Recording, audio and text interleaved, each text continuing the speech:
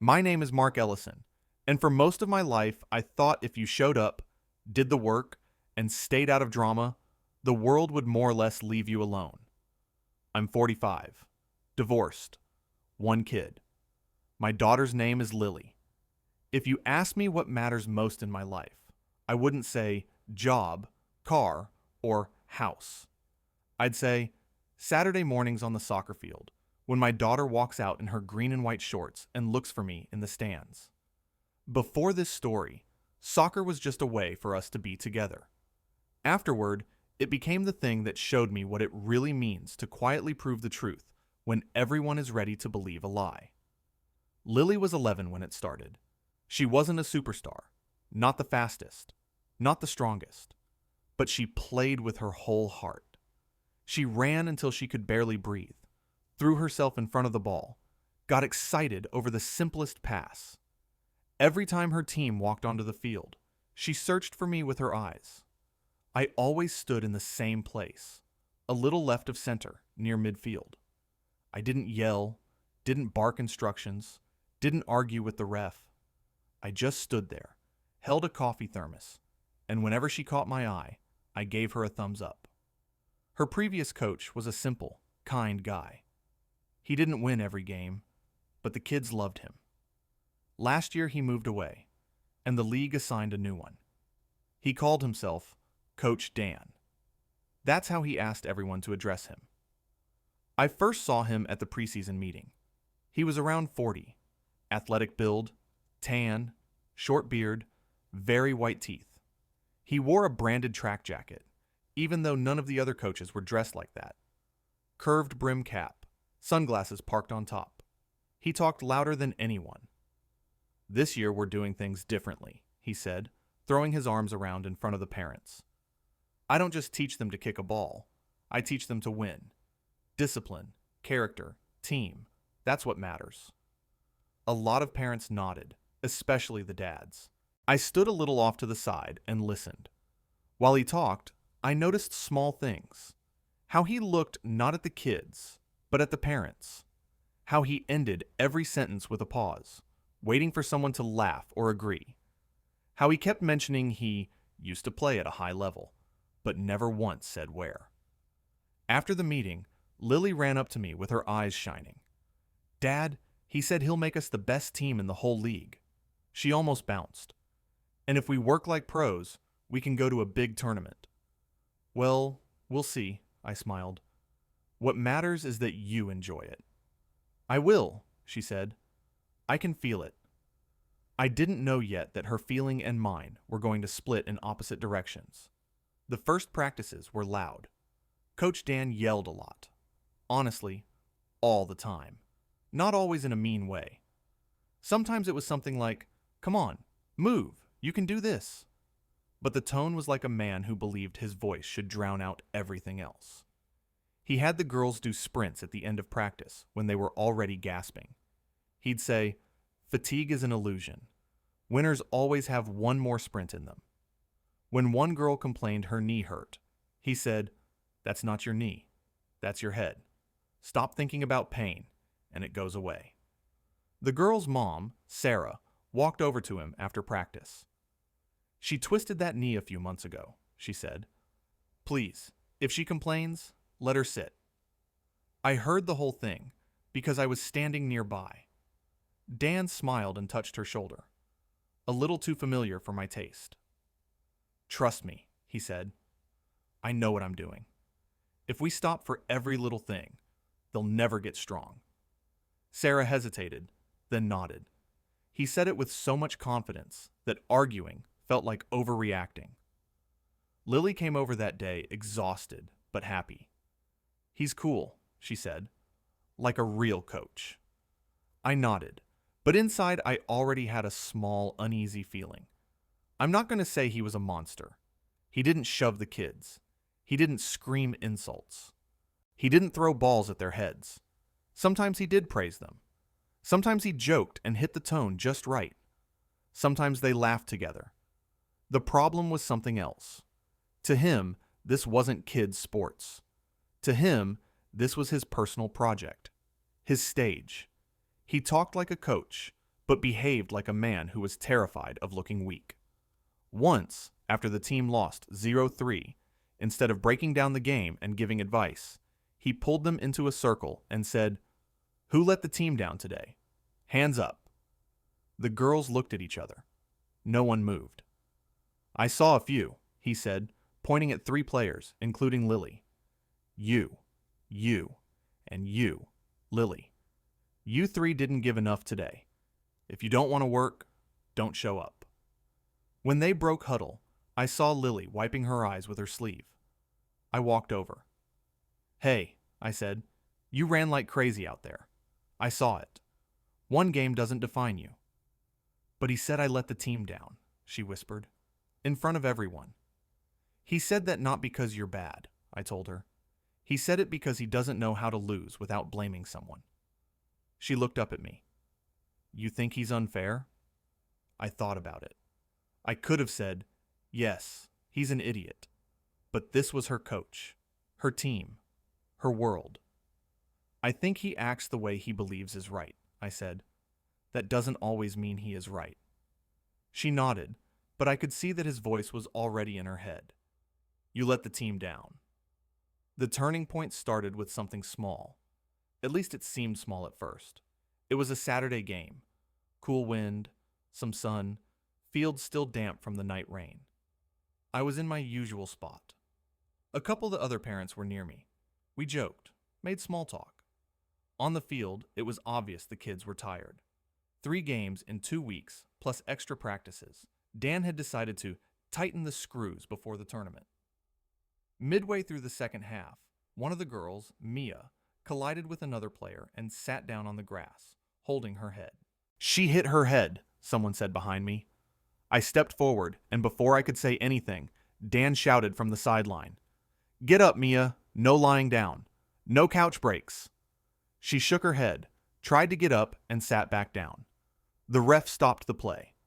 "We need a sub," he said. Dan ran onto the field, went over to Mia, and bent down. I didn't hear the whole conversation. Just this: "If you say you're fine, I'll leave you in for 10 more minutes. We can't lose you now."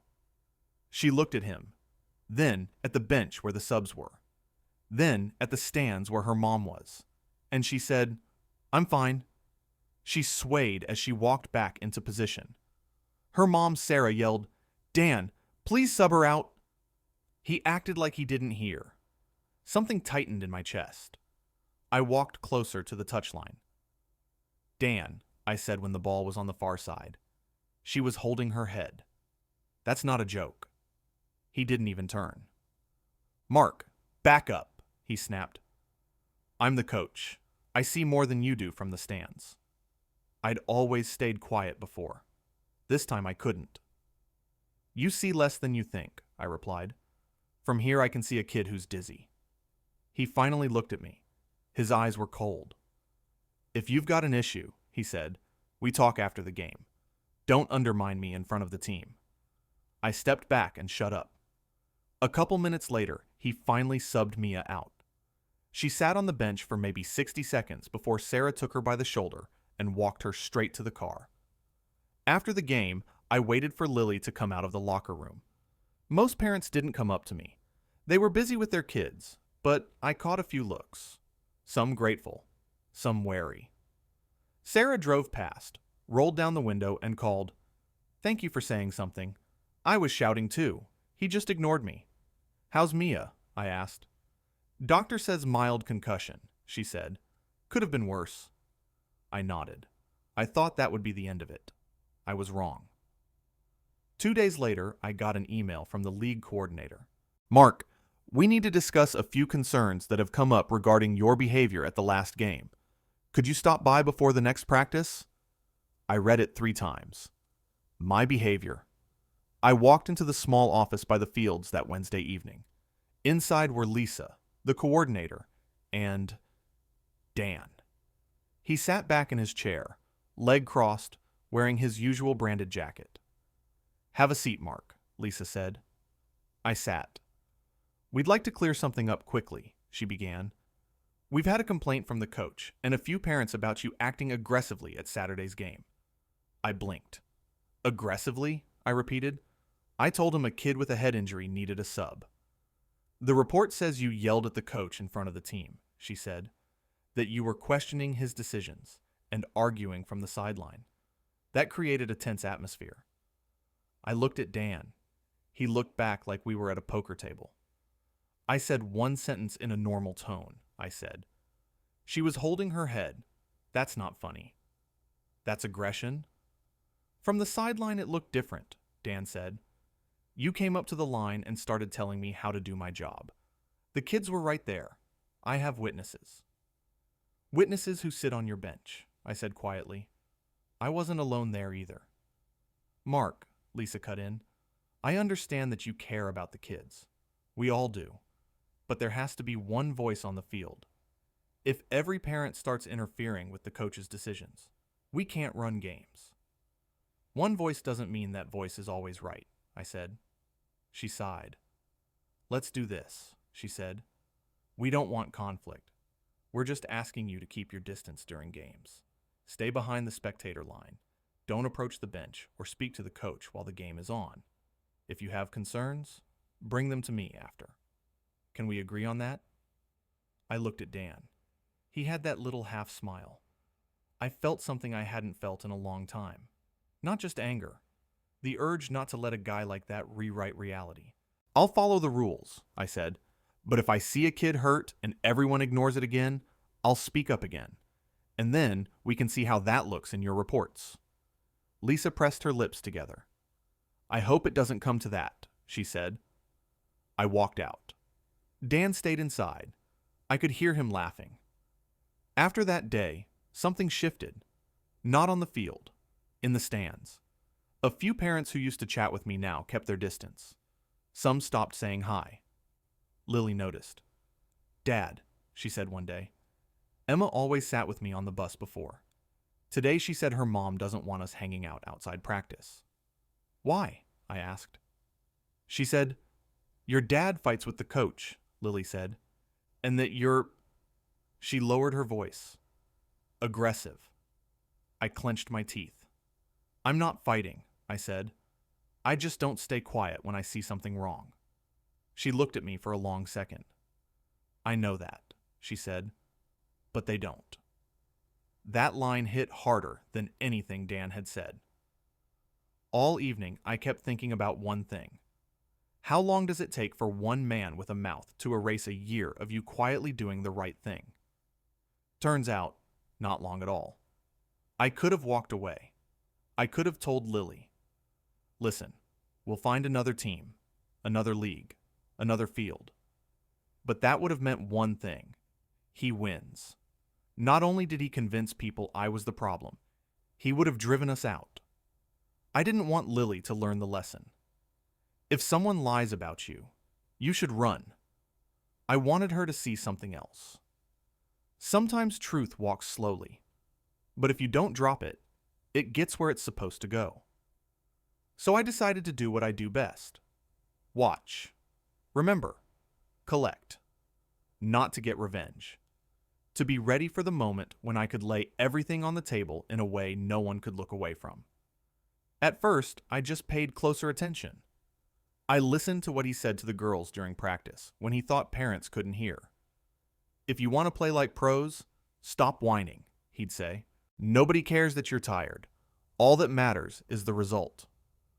If something hurts, ask yourself first, is it real pain or your weakness, he'd say. And please stop running to your parents every time something's off, he said one evening. They don't understand soccer like I do. You have to learn to decide for yourselves what's important. More than once, he told them, don't go home complaining about every bruise.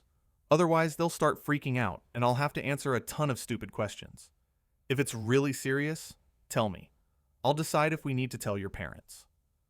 I started recording. Not secretly.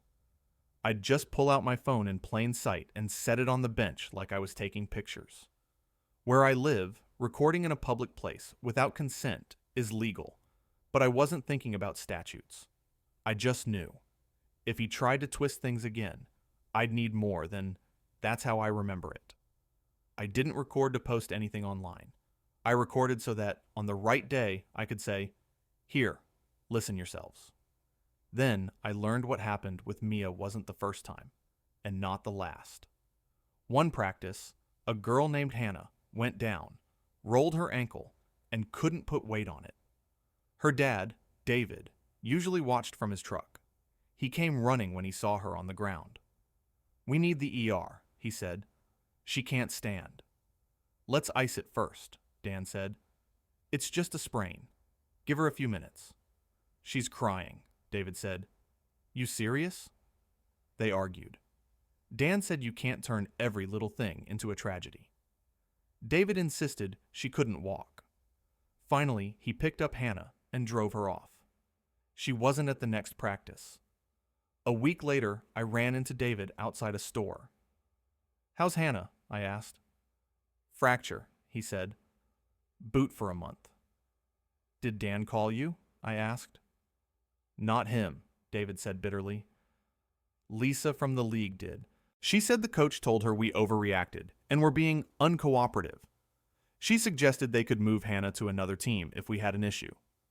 "So somehow you ended up the bad guy," I said. "Like always," he sighed.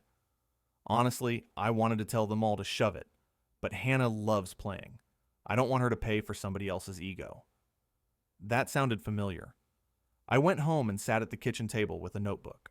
I started writing down the Mia concussion, the Hannah fracture, the "don't tell your parents" speech, the times he forced them to push through pain in what's supposed to be a recreational league. Then I added something else. I remembered the email we'd all gotten at the start of the season about mandatory safety and child protection training for coaches. It said every coach had to complete online modules and get a certificate. One time after a meeting, I heard another coach ask Dan, "Did you finish those modules yet?" Dan waved it off. "Who actually reads that stuff?" he said. "It's all the same cliches." I just clicked through and printed the certificate. Nobody checks. I hadn't thought much about it then. Now I did. I pulled up that old email and found the address for the league's safety coordinator, the person tracking coaches' training status. I didn't write her right away. First, I wanted one more piece. I started talking quietly with other parents.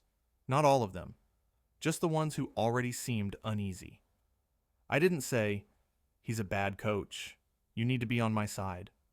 I asked, "How's your daughter feeling in the team? Is everything okay for you? Have you noticed anything that worries you?" And then I listened. One mom said her daughter cried before practice because she was afraid to make mistakes and get the look from the coach. Another said Dan joked about her daughter's weight, telling her, "If you want to run faster, maybe fewer cupcakes."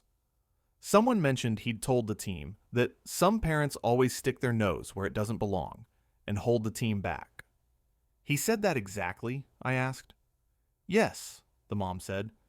He said, "There's one dad who thinks he knows better how to coach, but we're keeping him at arm's length." I knew who he meant. So did they. "You think that's okay?" I asked. A few shrugged. "Maybe he's just stressed," one said.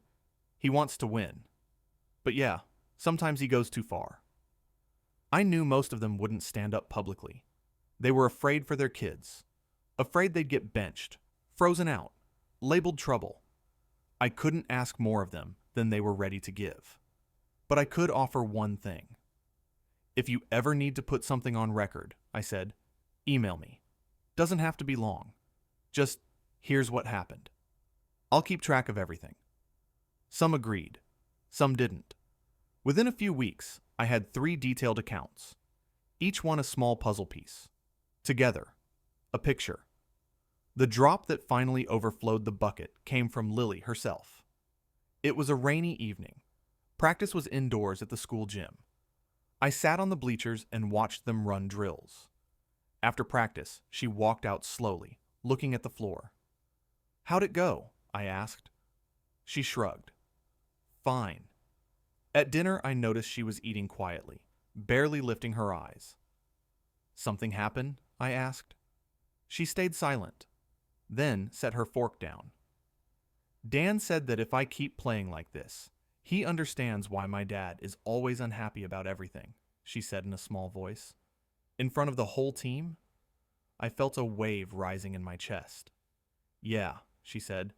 I missed a rotation on defense. He yelled, "No wonder your dad complains all the time if you're just as slow as he is." They all laughed. I put my fork down too. We sat there in silence for a few seconds. How did that make you feel? I asked.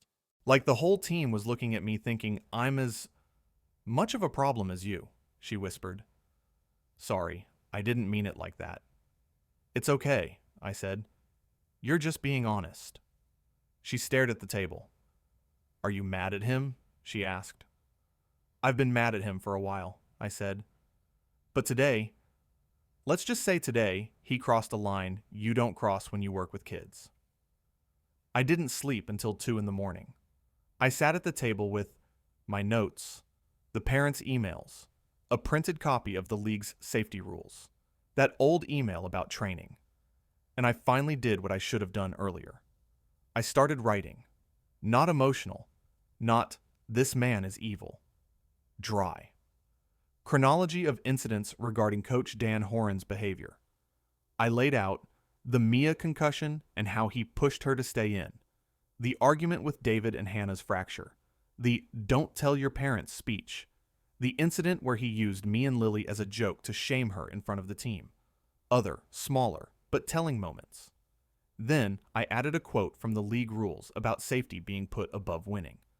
Then the section about mandatory training modules. At the end I wrote, I'm not looking for a fight.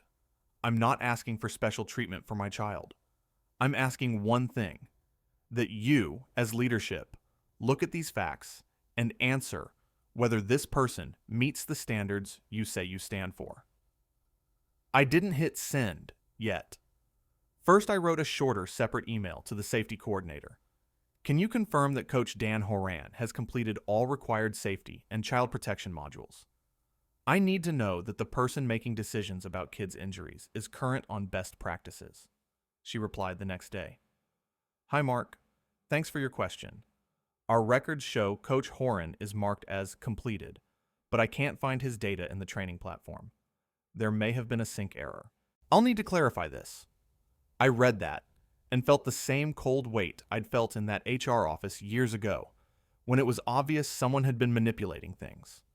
Only this time, I wasn't the one being played. I was the one holding the thread. 2 days later, she emailed again. Mark, I checked. We have no record of Coach Horan completing his training. The certificate he provided does not match the format issued by the platform. I've raised this with Lisa and league leadership. I read it twice, then opened my long document and added at the end, see Appendix A, email from safety coordinator confirming lack of training. Only then did I hit send. The email went to Lisa, the safety coordinator, the league president, whose address I pulled from a league-wide announcement, and a copy to myself. No CC to other parents. No blind copies to half the town. I wasn't looking for a show.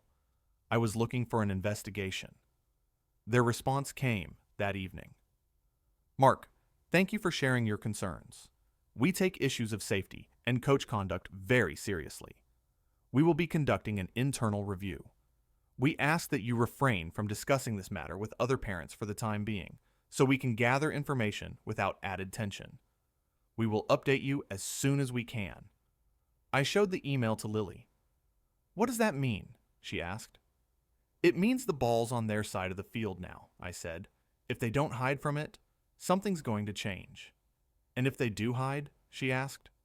Then I'll take more steps, I said.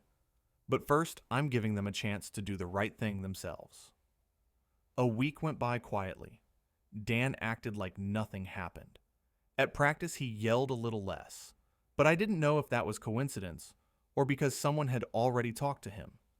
At the next game, Lisa herself was there. She stood on the far sideline, pretending to just observe. After the game, she walked over. Can we talk for a minute? She asked. Sure, I said. We stepped aside. We've reviewed your letter, she said, and we pulled the injury and game reports. Some things do look concerning. I said nothing. We also confirmed the training situation, she went on. Dan did not complete it. The certificate he gave us was fake. She looked me in the eye. That is a serious violation, she said. We can't ignore it. What are you going to do? I asked. We're scheduling a formal meeting with him and a few parents, she said. We want to hear all sides. We've already spoken with some of the families you mentioned. A lot of what you described has been confirmed. Will I be there? I asked. Yes, she nodded. And if you have the recordings you referenced in your email, please bring them. I will, I said. I hate those kinds of meetings. Room, table, chairs in a circle, plastic water bottles, papers, strangers' eyes. But this time I wasn't nervous. I was calmer than I'd been at my old HR ambush. Back then, the thick folder on the table was stacked against me. This time, the folder was mine. In a small file I brought the printed chronology, the safety coordinator's email, 3 anonymized parent statements, a flash drive with a few clips. In the room were Lisa, the league president, an older guy with gray hair, the safety coordinator, me, David, Hannah's dad, Sarah, Mia's mom, and of course Dan. He sat back, arms crossed. All right, the president said. We're here to sort some things out. I want everyone to stay calm. This isn't a court, but it's not just a friendly chat either. We need facts. He looked at me first. Mark, you initiated the formal complaint, he said. Tell us what's bothering you. I didn't read from the paper. I spoke the way I wrote it, point by point. I'm concerned that the coach is not putting kids' safety first, I said. I'm concerned he tells them to hide injuries and problems from their parents. I'm concerned he uses conflicts with parents as material to shame kids in front of the team. And I'm concerned he lied about completing required safety training. I laid the document in front of them. Dan smirked. He's just mad, he said. He's had a chip on his shoulder ever since I called out his behavior on the sideline. He wants payback. The president raised a hand. You'll get your turn, he said. Wait. Lisa looked at the flash drive. You have audio? She asked. Yes, I said. Short clips. One where he tells the kids not to tell their parents about pain and bruises. Another where he uses my daughter to make a joke about me in front of the team. I never said anything like that, Dan snapped. This is all out of context. You haven't heard it yet, I said quietly. The coordinator plugged the drive into a laptop and played the first recording. Our voices, gym noise, balls bouncing. Dan's voice. If you run to mom every time you feel something, they start freaking out. And then I've got to deal with a bunch of dumb questions. Let's do this. If it's really serious, tell me. I'll decide if we need to tell your parents. Silence. Then Lisa's voice. That you? Dan cleared his throat. I don't remember exact wording, he said. But kids exaggerate. I was just trying to... Next, the president said. Second clip. Dan's voice louder. No wonder your dad's always complaining if you're just as slow as he is, Lily. Move faster. Girls laughing. Quiet in the room. I watched Lisa look from the laptop to Dan. That out of context, too, she asked. It was a joke, he said. They understand humor. Sarah spoke up from the side. My daughter came home that day and cried, she said. She said Dan doesn't see her as a player anymore, just as a problem. That wasn't humor. David added, and mine stopped coming to practice, because when I said something about her foot, he made me look like an idiot to Lisa. Said I was ruining the season. That was after she played with a fracture. Dan threw his hands up. Look, he said, maybe I talk tough sometimes, but I do it for the team, to make them stronger. In the real world, nobody's going to baby them. The president picked up the email from the safety coordinator. And did you also fake your safety certificate for the team? He asked. Or is player safety not part of the real world? Dan froze. I just skipped that stupid course, he said. You're seriously going to fire me over that? You know how hard it is to find coaches. I don't like that you just called safety training stupid, the president said, and I like even less that you lied to us. The next 20 minutes, Dan kept talking about how much time he'd put into the team, how he'd raised their level, how parents are never satisfied. His words hit a wall. On that wall were recordings, emails, facts. I sat back and, for the first time in a long time, didn't argue. The events spoke for themselves. They didn't make a decision in the room. They said they needed to formalize everything and talk with the board. 3 days later, the email arrived. After reviewing this matter, we have concluded that Coach Dan Horan has violated our standards of safety and conduct. He is being removed from all coaching duties within the league indefinitely. The U12 girls team will be assigned a new interim coach. I read it twice, showed it to Lily. She was quiet, then asked, "Was that you?" "It was his actions," I said. "I just made sure they met the right people." "The girls are going to be mad at you," she said. "Probably," I nodded. "But someday they'll understand this wasn't done against them." The new coach was a woman named Nina. She'd helped with another team before and knew some of the girls. At the first practice, she pulled them into a circle and said, "I know you're all stressed. When adults fight, kids always end up in the middle. I'm not going to ask you to pick sides. The only thing I want you to know is this. You come first here, not our egos." She looked over at us parents. "If something's wrong with your kids, talk to me," she said. "I'll never tell them to hide injuries or problems. And if I say something out of line, you can bring it to me too." Simple speech, but it flipped the atmosphere. After practice, Lily walked over. "She's different," she said. "She doesn't look at us the way he did." "How?" I asked. "Like we're not her project, but actual people," she said. That was the best review of a coach I'd ever heard.